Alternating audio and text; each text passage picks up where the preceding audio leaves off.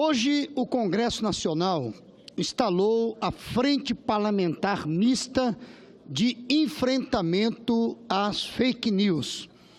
Damos um passo importante diante de um assunto factual, presente no nosso dia a dia e que tem ganhado força e repercussão.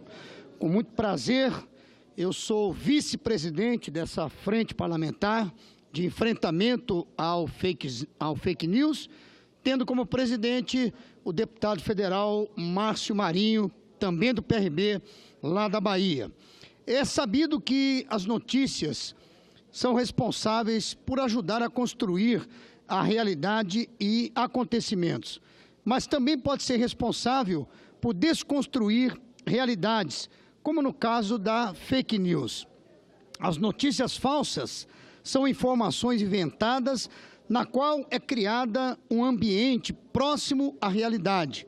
O propagador tem a intenção de confundir e estimular as pessoas a espalharem essa informação até viralizar, causando consequências diretas na reputação dessas pessoas. Isso não é um fato novo, nem tampouco uma realidade única e exclusiva no Brasil. As fake news estão espalhadas mundo afora e no cenário político não é diferente. Já bombardearam a última eleição presidencial americana e em nosso país teve repercussões sérias nas eleições de 2014 e 2016.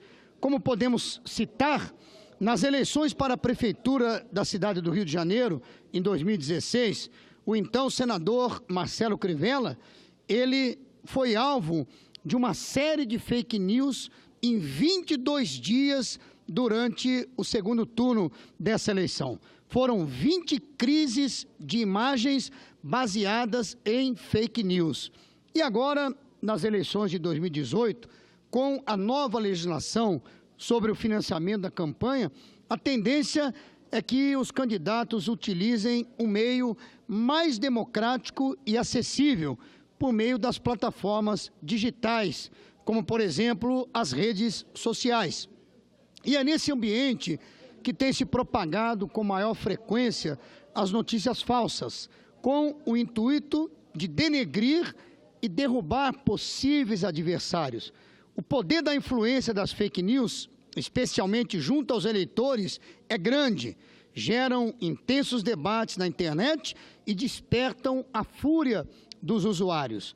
Na Alemanha, por exemplo, em um campo de 27 milhões de tweets publicados relacionados à campanha eleitoral, 14% eram fake news, ou seja, mais de 3 milhões e 700 mil tweets eram fake news e tratavam de informações falsas. Aliás, existem os bots ou robôs que podem publicar mais de 1000 tweets por segundo, provando assim a facilidade de se viralizar algo inverídico nas redes. Mas a preocupação vai muito além do cenário político. Ele atinge diretamente a vida de todas as pessoas. Temos o caso, por exemplo, que aconteceu há mais de 20 anos na escola base da Zona Sul de São Paulo, onde os proprietários foram acusados de pedófilos pela própria mídia.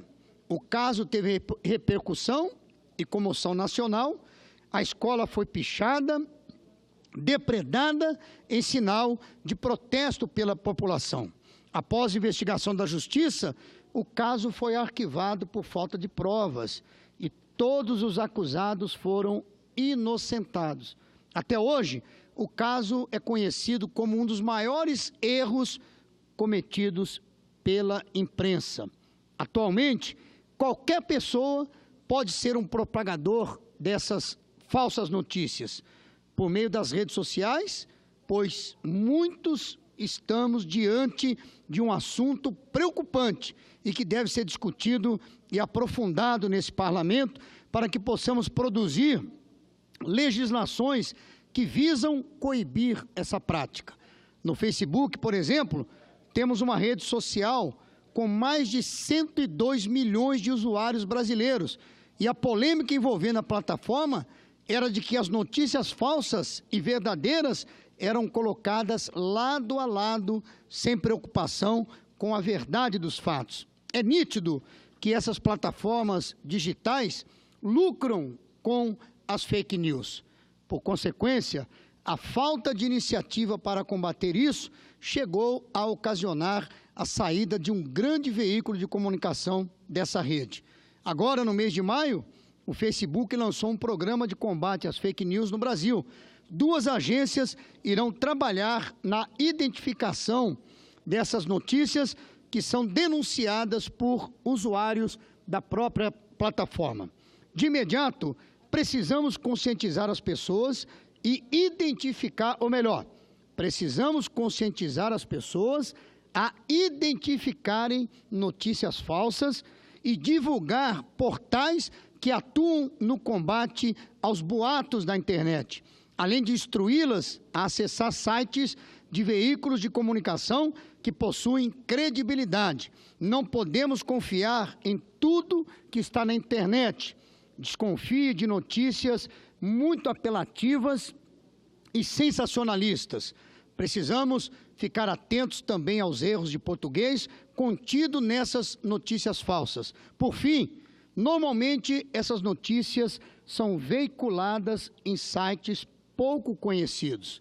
O assunto também tem trazido muita preocupação ao Tribunal Superior Eleitoral, TSE, a ponto dele se mobilizar para combater e inibir as fake news nas campanhas eleitorais deste ano. Esse é o início de uma longa batalha e esta frente parlamentar, ela quer contribuir para a construção de meios que possam auxiliar no monitoramento e punição desses propagadores, com aprimoramento da legislação sobre o assunto.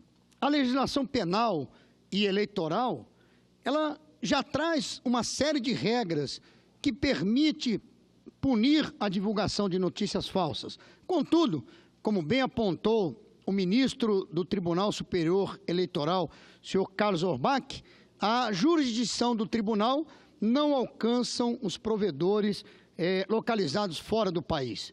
Nosso objetivo é discutir e analisar os diversos projetos de lei já em tramitação no Congresso Nacional que criam punições específicas para quem divulga notícias falsas.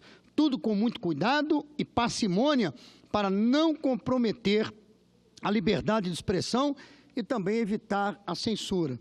Inclusive, presidente, senador Medeiros, lá no lançamento que foi no Salão Nobre da Câmara dos Deputados, como eu já disse aqui, o deputado Márcio Marinho é o presidente dessa frente parlamentar mista de enfrentamento ao fake news, e eu sou vice-presidente.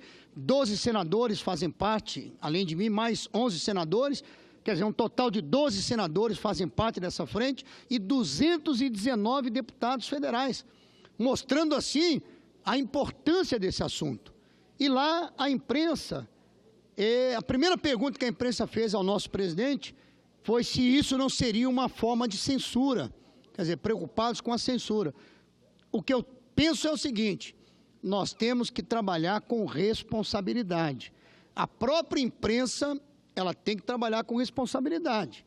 Ela é um veículo de informação, ela tem o seu trabalho investigativo, esclarecedor para a população, mas muitas vezes, até de forma proposital, numa estratégia para prejudicar, para denegrir, para desgastar uma pessoa, ou uma instituição, ou um partido, ou uma empresa, as notícias não são de acordo com a plena verdade. Porque existe a mentira e existe, senadora Regina, a meia-verdade, que quer levar e induzir pessoas ao erro.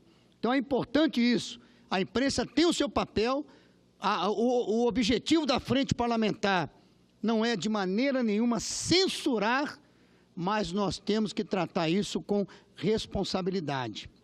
Porque muitas vezes o jornalista, no afã de produzir um furo, no afã de produzir uma notícia, muitas vezes sensacionalista, ele acaba errando, não confirmando os dados e acaba cometendo erros. Por exemplo, Hoje mesmo, o Jornal do Brasil, o JB do Rio de Janeiro, fez uma nota, né, numa coluna, falando do jantar que aconteceu segunda-feira, na casa do presidente da Câmara, Rodrigo Maia, aonde, aproveitando a marcha dos prefeitos, ele convidou os prefeitos do Rio de Janeiro para participar desse jantar. Eu participei, tive voz, inclusive, eu pude falar como senador do Rio de Janeiro, porque eu sou um senador muito atuante junto aos municípios, já me declaro, inclusive, participando da marcha hoje dos prefeitos pela manhã, eu já disse ali, sou um senador republicano municipalista, quer dizer, atento às questões do município ou de todos os municípios. Ali falamos da questão de nós repensarmos o pacto federativo, que eu acho que tem que ser uma bandeira forte da próxima legislatura, porque da forma como está hoje, a questão da distribuição dos impostos, realmente os municípios estão sofrendo e estão sofrendo muito. Mas o que eu quero dizer? O jornalista do JB falou desse encontro, falou do evento, falou do churrasco, e ele colocou o seguinte: o que mais chamou a atenção foi a presença de algumas figuras nesse jantar. E aí ele cita a presença do ministro Marum e ele cita a minha presença. E ele diz assim, inclusive com a presença de caciques do PSD, o senador Eduardo Lopes. Bom, primeiro que ele errou, porque eu não sou cacique do PSD, eu sou do PRB. Então ele já errou. Olha o erro primário de quem quer fazer uma notícia dessa. Então, olha só, eu já acordei com essa notícia pela manhã. Mas esse é um erro, mas ele disse que eu estava ali como cacique do PSD. E eu não sou do PSD, eu sou do PRB do Rio de Janeiro. Inclusive, presidente estadual e hoje presidente nacional do partido em exercício. Mas é cacique lá ou não? Oi? Como? Fala, mas é cacique lá ou não? Sou presidente no estado do Rio de Janeiro e presidente nacional em exercício. Mas não do PSD. Então, se colocasse eu como cacique do PRB, pela posição, poderia até entender que sim, mas não no sentido pejorativo da palavra, porque no PRB a gente discute, a gente conversa, a gente decide realmente em conjunto o que fazer. Bom, mas é importante isso. E aí, o deputado Luiz Carlos Rauli, ele citou uma coisa interessante que eu quero até repetir aqui. Fake news não é nada novo. Já é, na verdade, desde os tempos de Moisés, ele citou. Já o deputado Márcio Marinho citou que até antes de Moisés, no próprio paraíso já teve fake news. Mas, retratando a questão do deputado Luiz Carlos Rauli, ele falou que enquanto Moisés estava no monte, recebendo a tábua das leis de Deus, lá no pé do monte, no vale, o irmão dele já estava dando notícias falsas de que Deus não iria fazer nada, e quando Moisés desceu, eles já tinham construído o bezerro de ouro. Então, fake news não é de agora, é tão antiga quanto a história da humanidade e tão presente nos relacionamentos humanos. Agora, uma coisa importante, claro que com o avanço da tecnologia, claro que com a velocidade das informações que nós temos hoje, o fake news se tornou algo muito mais ruim, muito mais nocivo. Porque antigamente, os políticos, aqueles que já disputaram eleições, antigamente tinha só aquela questão de se plantar uma nota no jornal, né? Olha, fulano plantou uma notinha no jornal, né?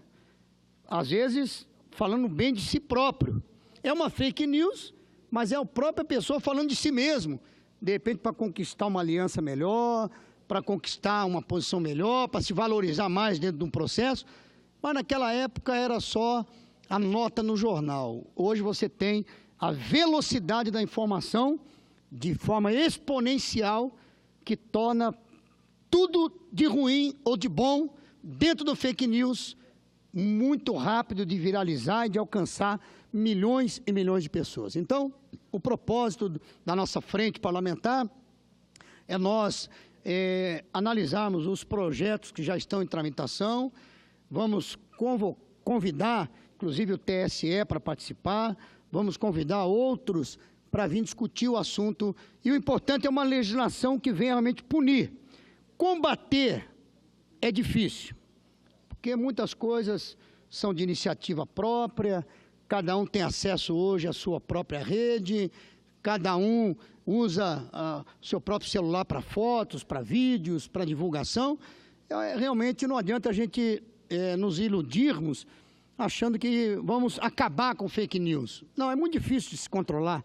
São milhões e bilhões de pessoas, eu digo milhões em termos do Brasil e bilhões em termos de mundo, de pessoas que usam as redes sociais, enfim. Temos que nos preocupar com a fake news, temos que nos preocupar com vazamento de dados, vazamento de informações. Inclusive, estamos discutindo a questão de proteção de dados, que é muito importante. Está sendo discutido o cadastro positivo, que também tem os seus problemas em relação a vazamento de dados, de informações. Então, nós temos que preservar também a privacidade de cada um. Então, vamos discutir isso nessa frente parlamentar, da qual, com muita honra, eu agora sou vice-presidente e os trabalhos começam já na terça-feira. Terça-feira eu não vou poder estar nessa primeira reunião de trabalho da frente, porque eu vou estar no Mercosul, né, no Palasul, lá em Montevidéu, na segunda e na terça-feira, então não vou poder participar, mas o deputado Márcio Marinho vai presidir a sessão e certamente o trabalho vai ser proveitoso.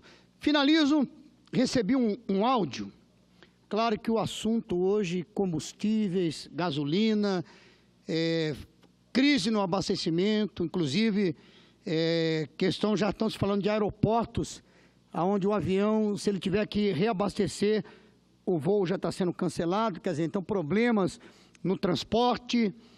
Eu recebi um áudio falando que no CEAGESP no CEAGESP de São Paulo e no CEASA do Rio, já está ali muito baixa a questão do abastecimento. Eu liguei para o presidente do CEASA, no Rio, para tomar conhecimento e perguntei se era verdade essa questão que tinha sido dita em 50%.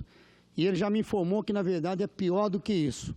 O mercado está vazio, o mercado está hoje com 30% da sua capacidade, já gerando realmente problemas de abastecimento. Fake news ou não, isso causa preocupação. Eu fui conferir para ver se era verdade. Agora, imagine as pessoas, inclusive nesse áudio que eu recebi, não sei nem de quem que é, ele falava de uma corrida aos supermercados, uma corrida aos postos de gasolina, uma corrida aos centros de abastecimento. Olha, enche a sua casa de alimento porque vai faltar alimento para todo mundo. Quer dizer, se é fake news ou não, mas isso pode causar um movimento na população muito perigoso.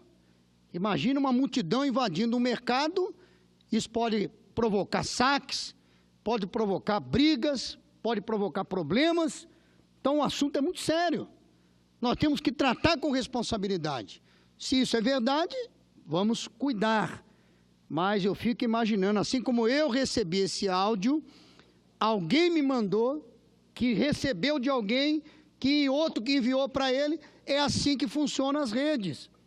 É assim que funciona o fake news. Então imagina pessoas movidas pelo fake news, amanhã invadindo mercados, invadindo supermercados, postos de gasolina, centros de abastecimento e causando tumulto e problemas no meio da sociedade. Então não é para se brincar com isso. Nós temos um papel de responsabilidade aqui no Senado Federal, no Congresso Nacional.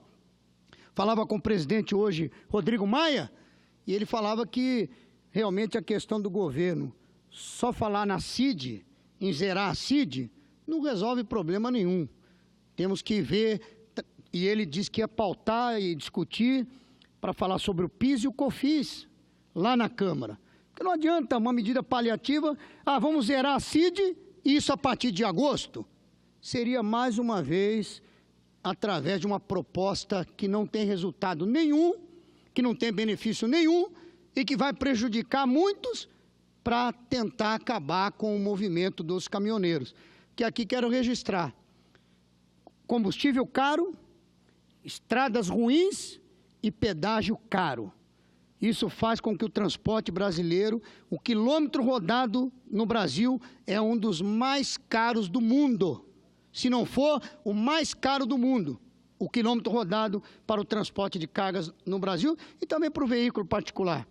Então, temos que pensar com seriedade, pensar com responsabilidade. Confiram, não deem ouvidos, não deem atenção a tudo aquilo que é publicado nas redes sociais, porque tem muito sensacionalismo, tem muita mentira, tem muita gente interessada no quanto pior, melhor, tem muita gente interessada em crise, tem muita gente interessada em problemas.